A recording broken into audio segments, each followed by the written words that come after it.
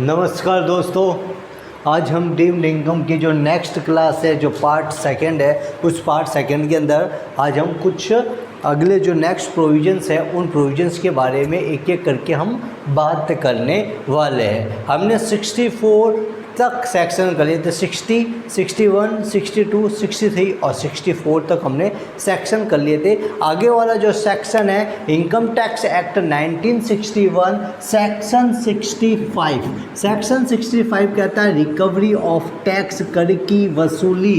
Under section 65 आपसे कहता है रिकवरी ऑफ टैक्स, कर की वसूली। जो कर की वसूली होती है वो 3 प्रकार से होती है। डीम्ड इनकम की दशा में 3 प्रकार से होती है। फर्स्ट कंडीशन में अगर हम देखें तो वो होती है अन्य व्यक्ति की आय करदाता की आय में शामिल करने पर करदाता कर का भुगतान करेगा।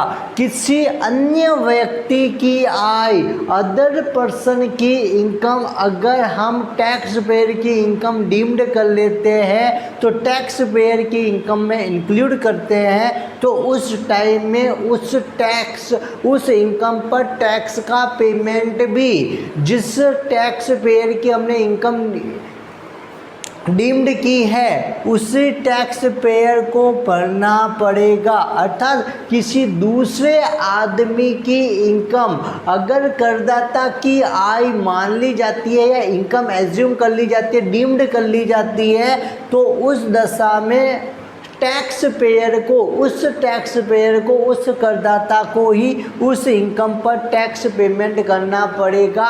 उसके अलावा कोई आदमी भुगतान नहीं करेगा। हमने पहले ही एक बात देखी थी कि जिस आदमी की इनकम होती है उस आदमी किसी और अदर आदमी की इनकम, फर्स्ट ए ने बी को विदाउट कंसिडरेशन कुछ भी प्रॉपर्टी ट्रांसफ़र की है, इस प्रॉपर्टी से होने वाली इनकम ट्रांसफ़र की, तो ये इनकम एट प्रेजेंट टाइम में किसकी हो रही है? बी की हो रही है। बट हमने ये कहा कि अंडर सेक्शन आपके डीम्ड इनकम का जो अंडर सेक्शन 61 के अकॉर्डिंग हम कहते हैं अगर एसेट्स ट्रांसफ़र नहीं करके सिर्फ इनकम ट्रांसफ़र की जाती है, सिर्फ और सिर्फ इनकम ट्रांसफ़र की जाती है, तो उस इनकम को ट्रांसफरर की इनकम में ऐड किया जाता है। तो यहाँ पे उस इनकम पर टैक्स भी कौन पे करेगा? उस इनकम पर टैक्स भी ट्रांसफरर पे करेगा।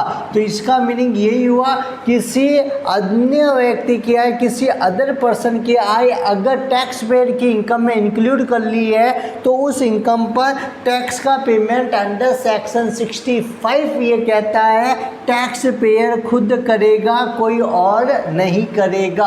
अंडर सेक्शन 65 ये कहता है अगर आयकर अधिकारी ऐसे आय प्राप्तकर्ता को नोटिस देकर उसे टैक्स वसूल करता है तो उस टैक्स की गणना एवरेज रेट के बेसिस पर की जाएगी।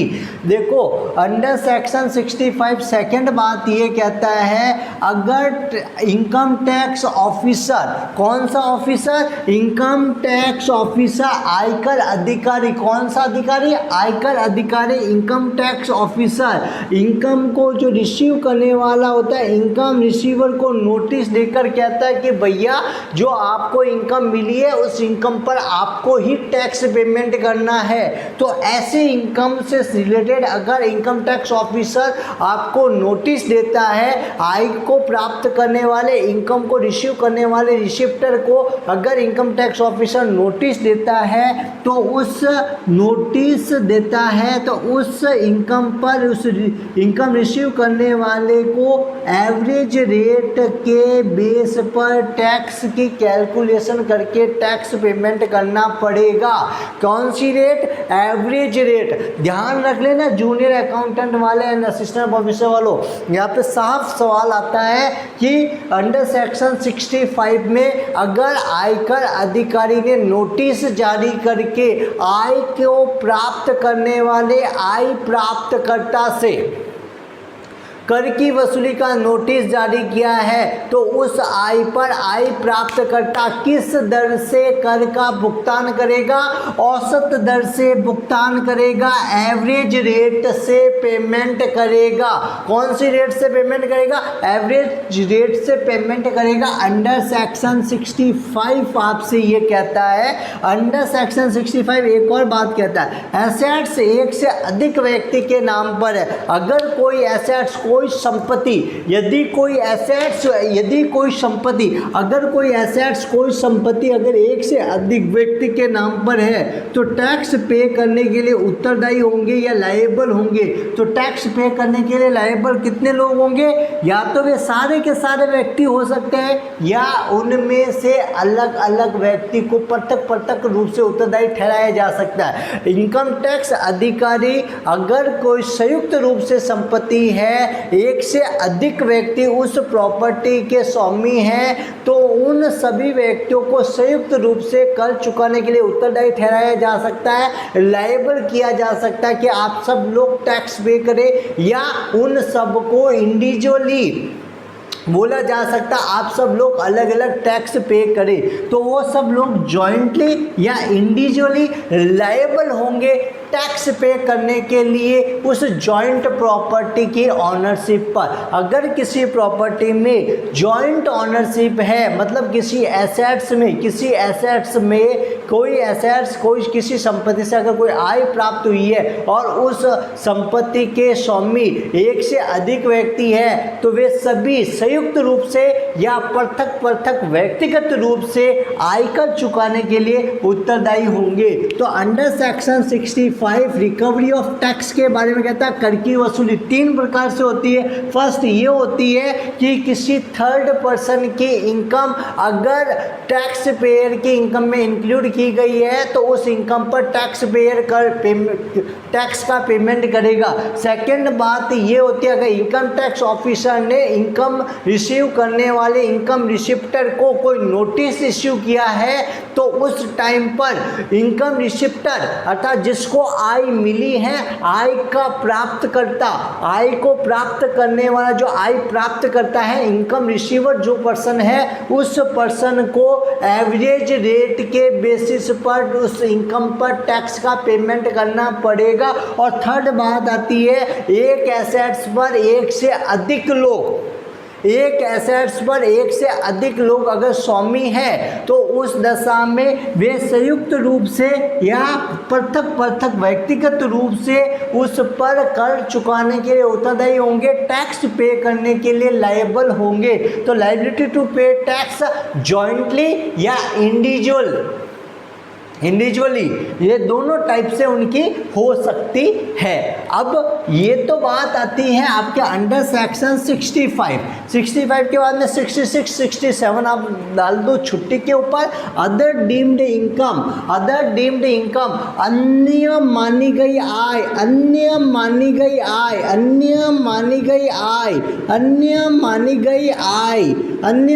आय कौन कौन सी है? अदर डीम्ड इनकम कौन कौन सी है? तो अंडर सेक्शन 68, कैसा 8? अंडर सेक्शन 68 कहता है नकद साख, केस क्रेडिट। अगर आपकी बुक्स में, बुक ऑफ अकाउंट्स के अंदर, जो आपकी बुक ऑफ अकाउंट्स है, बुक ऑफ अकाउंट्स के अंदर कोई अमाउंट, कोई राशि जमा लिखी गई है या क्रेडिट की गई है, जिसका स्पष्टीकरण इनकम टैक्स ऑफिसर ने आपसे पूछा, क्या ये जिस आदमी का आपने क्रेडिटर बना रखा है क्या वो वास्तव में है या नहीं है? और अगर आप उसका स्पष्टीकरण नहीं दे पाते हो तो उस अमाउंट को आपकी इनकम मानकर आपकी इनकम में ऐड कर लिया जाएगा। अंडर सेक्शन 68 कहते हैं नकद साख, अगर पुस्तक में कोई जमाएं दे रखी है और उस जमाओं के बारे में किसी भी प्रकार का कोई एक्सप्लेनेशन, कोई स्पष्टीकरण आप नहीं दे पाते हो तो ऐसी अनएक्सप्लेन्ड क्रेडिट को इनकम टैक्स ऑफिसर आपकी इनकम में ऐड कर लेगा, आपकी इनकम मान लेगा और उसके ऊपर टैक्स लगा देगा। क्या लगा देगा भैया? उसके ऊपर टैक्स लगा देगा। ऐसी इनकम को, ऐसी क्रेडिटेड अमाउंट को इनकम टैक्स ऑफिसर आपकी इनकम मान लेगा, ऐसी जमाओं को वो आपकी आय मान लेगा और उसके ऊपर आयकर लगा देगा। आई बात समझ में? अंडर सेक्शन 68 फिर आता है under section 69 unrecorded unexplained investment. क्या? Unrecorded unexplained investment. Under section 69 कहता है अगर कोई विनियोग हमारी पुस्तकों में दर्ज नहीं किया गया है, अगर कोई विनियोग जिसे हमारी पुस्तकों के अंदर दर्ज नहीं किया गया है, ऐसा विनियोग जिसका स्पष्टीकरण आयकर अधिकारी के सामने हम नहीं दे पाए हैं, उसको हमारी इनकम मानकर उसके ऊपर आयकर अधिकारी टैक्स लगा देगा। आई बात समझ में? नहीं तो देखो अनरिकॉर्डेड एंड अनएक्सप्लेन्ड इन्वेस्टमेंट, ऐसे इन्वेस्टमेंट जिनको बुक के अंदर हमने दर्ज नहीं किया है, बुक्स के अंदर नहीं दिखाया है, लेकिन वास्तव में इन्वेस्टमेंट किए गए हैं, या ऐसे इन्वेस्टमेंट जिनके बारे में इनकम टैक्स ऑफिसर ने हमें एक्सप्लेनेशन पूछा, स्पष्टीकरण पूछा और हम उसके स्पष्टीकरण नहीं दे पाए, तो ऐसे अनएक्सप्लेन्ड इनकम को वापस आयकर अधिकारी हमारे इनकम में जोड़ेगा और उसके ऊपर टैक्स लगा देगा। आई बात समझ में? अंडर सेक्शन 69 ABCD 69 ABCD, क्या? ABCD under section 69A 69B 69C और 69D, ये 4 सेक्शन है। तो 69A आपसे ये कहता है अनरिकॉर्डेड एंड अनएक्सप्लेन्ड मनी, एक ऐसा धन जिसको पुस्तकों में दर्ज नहीं किया गया है, एक ऐसा धन जिसको पुस्तकों में दर्ज नहीं किया गया है, के बारे में किसी भी प्रकार का कोई स्पष्टीकरण नहीं दिया गया है, जैसे सोना चांदी के आभूषण आदि। एक ऐसा धन जो करदाता के पास तो पड़ा था लेकिन उसकी बुक्स ऑफ अकाउंट्स के अंदर लिखा हुआ नहीं है। उसके पास सोने के कंगन पड़े थे, उसके पास आभूषण पड़े थे, उसकी बीवी के कुछ आभूषण पड़े थे, उसके पास और भी बहुत सारे आइटम थे, शेयर पड़े थे, बॉन्ड्स पड़े थे, लेकिन उनकी एंट्री बुक के अंदर नहीं हो रखी थी, तो उसको कहेंगे अनरिकॉर्डेड। उसको बोलेंगे अनरिकॉर्डेड मतलब पुस्तकों में नहीं लिखा गया धन, उसे पुस्तकों में नहीं लिखे गए धन में सम्मिलित करेंगे। अगर अनएक्सप्लेन्ड का मीनिंग होता है जिसका स्पष्टीकरण, एक ऐसा धन जिसको पुस्तकों में तो लिखा हुआ था परंतु आयकर अधिकारी ने स्पष्टीकरण मांगा, भैया कहाँ से पैसा आया और तुमने कहाँ से खरीदा और कितने में खरीदा, और उसके बारे में अगर आयकर अधिकारी के सामने करदाता स्पष्टीकरण नहीं दे पाता है, पैसा कहाँ से आया था, कहाँ से परचेज किया, कहाँ से परचेज नहीं किया, तो उसे अनएक्सप्लेन्ड मनी के अंदर इंक्लूड किया जाता है। उसे किस में इंक्लूड किया जाता है? अनएक्सप्लेन्ड मनी के अंदर इंक्लूड किया जाता है। अनरिकॉर्डेड एंड अनएक्सप्लेन्ड मनी अगर आपकी बुक्स के अंदर कहीं पे भी आयकर अधिकारी की नज़र में, इनकम टैक्स ऑफिसर की नज़र में आती है, तो उसे आपकी इनकम मानकर, आपकी इनकम में जोड़कर उसके ऊपर टैक्स की कैलकुलेशन की जाती है। ये अदर डीम्ड इनकम के पार्ट है। फिर आता है अंडर सेक्शन 69B। 69B का मीनिंग होता है नॉट फुली डिस्क्लोज्ड इन्वेस्टमेंट, ऐसे विनियोग जिन्हें पूर्ण रूप से पुस्तकों में नहीं दिखाया गया। सपोज आपके पास 20,000 का इन्वेस्टमेंट था, कितने का इन्वेस्टमेंट था? इन्वेस्टमेंट आपके पास 20,000 का था, बट बुक के अंदर आपने सिर्फ 10,000 का लिखा, पीछे के जो 10,000 है, जो बैलेंस के जो 10,000 वो आपने बुक में नहीं लिखे, इसको इनकम टैक्स ऑफिसर आपकी बुक के अंदर लिखेगा और इसके ऊपर टैक्स लगाएगा। तो ऐसे इन्वेस्टमेंट जिसको आपकी बुक के अंदर जितने का लिखना था उतने का नहीं लिखा है, तो इनकम टैक्स ऑफिसर उसके ऊपर टैक्स लगाएगा और आपको उसके ऊपर टैक्स आपकी इनकम में इंक्लूड कर लेगा और उसके ऊपर टैक्स लगाएगा और उसका टैक्स का पेमेंट आपको करना पड़ेगा, जिसको कहते हैं नॉट फुली डिस्क्लोज्ड इन्वेस्टमेंट। ऐसे विनियोग जिनको पुस्तकों में पूर्ण रूप से नहीं दिखाया गया है, आधा अधूरा ही दिखाया गया है। Under section 69C unexplained expenditure, एक ऐसा व्यय जो आपने बड़ा चढ़ाकर व्यय तो किए, पर जब आयकर अधिकारी ने आपसे स्पष्टीकरण मांगा, एक्सप्लेनेशन मांगा और आप वहां पे चुप हो गए, आप उसका कोई उचित और सेटिस्फाई एक्सप्लेनेशन नहीं कर पाए, तब उस एक्सपेंडिचर को भी आपकी इनकम मान लेगा इनकम टैक्स ऑफिसर और उसके ऊपर टैक्स की कैलकुलेशन करेगा।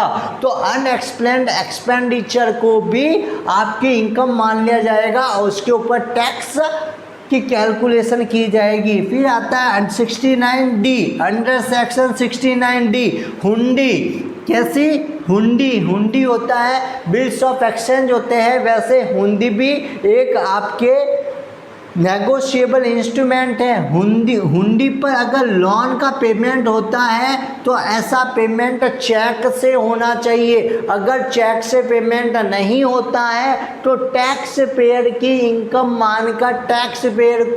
इनकम मानकर उस पर टैक्स पेयर को टैक्स पेमेंट करना पड़ेगा।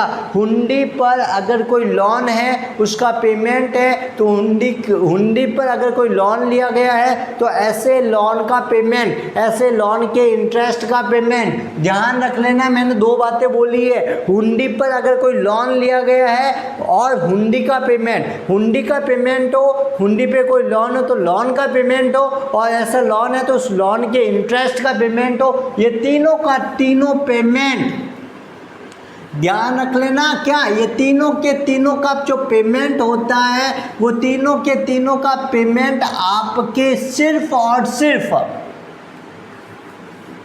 चेक से करना होगा। अगर आप चेक से नहीं करते हो तो उस टाइम में अगर देखो ये हुंडी है, हुंडी एक नेगोशिएबल इंस्ट्रूमेंट होता है, विनिमय साध्य विलेख विपत्र होता है। हुंडी एक विनिमय साध्य विलेख विपत्र होता है, नेगोशिएबल इंस्ट्रूमेंट होता है। आप अगर इस हुंडी के ऊपर कोई लोन लेते हो, इस हुंडी का खुद का पेमेंट है और इसके इंटरेस्ट है, तो इन सब का जो पेमेंट होता है, ये सारा का सारा जो पेमेंट है वो आपको टैक्स से करना होगा।